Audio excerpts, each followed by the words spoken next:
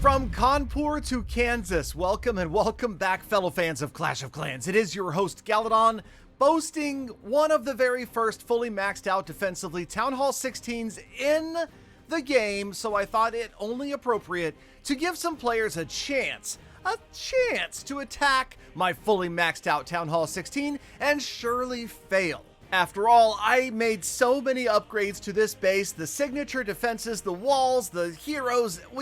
There's no way anybody can triple a Town Hall 16. It's just too difficult. So I offered some rare prizes that you can't even get in the game anymore for anybody, any takers that could possibly come and 3-star my base, expecting that players might have some difficulty, especially because the whole meta of Town Hall 16 hasn't even developed yet. These players don't know what they're doing with root riders and the new hero abilities. It's just going to take a while before anybody can settle in and start to grab some solid 3-star wins. Well, as you could expect, as usual, Galadon was Galarong, and my base proceeded to be crushed over and over again by some brilliant attacks, and at the end of today's episode, an attack that anybody could use. Also, this is something I will be doing again periodically, so make sure you go download the Kick app or go there on your browser. Follow me, kick.com/Galadon, where I stream just about every single night and have tons of giveaways. This was, I think, one of the very first attempts that came in. And also, yes, I know you guys don't need to keep telling me how terrible my bases are. I realize that they're not that great. And this was one of the bases, embarrassingly, that I put up in the Great Base Links episode that some people were clamoring for. I will admit, a lot of people said, Galadon, I want the link to this base specifically. So here it is. And at Town Hall 15, these were some pretty solid bases. Maybe before the advent of the Blimp Super Archer Invisibility Rage clone happened. You saw that right at the beginning, right? Yeah, okay. So Jace 45 won a major award in Clash of Clans and crushed my base right away, teaching me that, well, gem to max might have been a little bit of a waste. But it's okay, it's fine, I do not regret it. Obviously, we do gem to max every big update for you guys, for the viewers, for the players who would love to see this base fully maxed out. How does it look? How does it perform? And also, so you don't have any inspiration to do it yourself, we learned that, yeah, as you could expect, those brand new, beautiful Town Hall 16 walls are pretty useless. Okay, let's move on to another attack using a similar army, especially right in the beginning.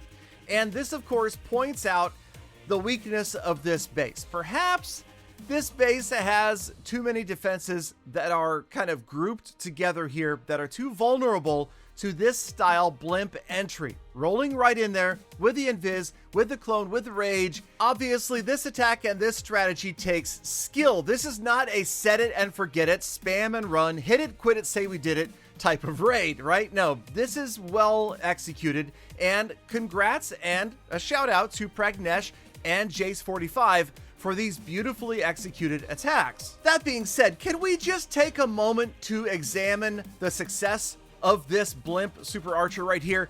3 Expos, Eagle Artillery, Monolith, Inferno Tower, Grand Warden, Multi-Archer Tower, Royal Champion, Rage Tower, Mortar, Ricochet Cannon, Builder Set, Hidden Tesla, Air Sweeper, Scattershot, and the Town Hall.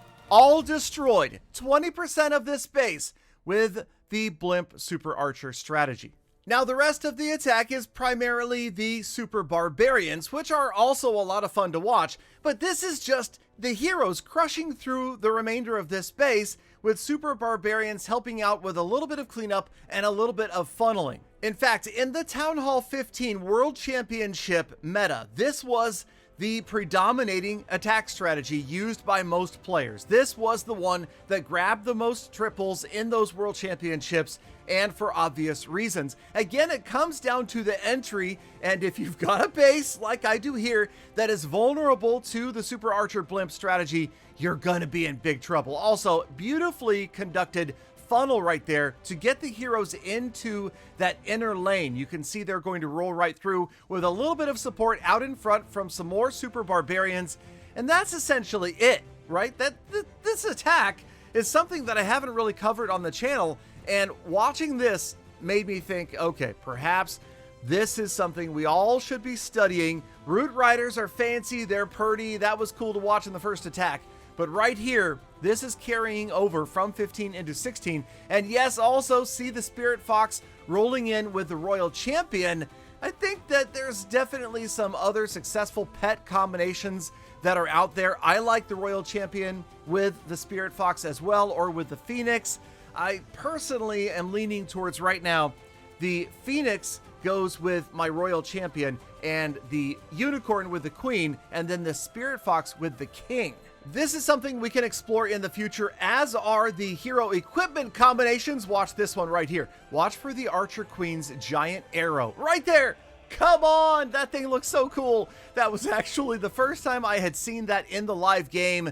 And yeah, it kind of makes me want to get that up in levels as well. Okay, now we've got our good friend, James, son of a beach, who came in here and yes, believe it or not, he actually told me that he copied this army from me from a previous live stream. It is spray and pray, set it and forget it, hit it, quit it, say we did it, spam and run, Electro Dragons. And I'll admit that I thought at first that he had no chance and he was going to get crushed, and we were all going to say, yeah, look, E-Dragons are not spammable at Town Hall 16, but perhaps he found a base that was a bit vulnerable to said attack strategy and proceeded to tear us apart. Now also, notice that JB here is using the Warden's Rage ability. And again, that's something I'm thinking about along with the Queen's Arrow. These are some really strong pieces of hero equipment. If you can carry that Warden Rage all the way through the core of this base with your Electro Dragons, oh man, come on. Absolutely beautiful. This was so much fun to watch, and definitely a strategy that anybody can use to 3-star any, well, maybe not any, but 3-star many high-level Town Hall 16 bases. And yes, JB also took home a rare and epic Clash of Clans prize for doing his part and crushing my gemmed to max, fully maxed out Town Hall 16 RIP. Okay, I hope you guys enjoyed this. We will try more better bases. Please leave me your links and I will test them out on Twitter as well. Thank you, Galafam, for sticking around all the way to the end of today's episode. Now do yourself a favor, get out there, touch some grass, make the best of the rest of your day, week, month, and year. Be kind to other people, animals on the planet. I'll see you back here again tomorrow for more Full Attacks.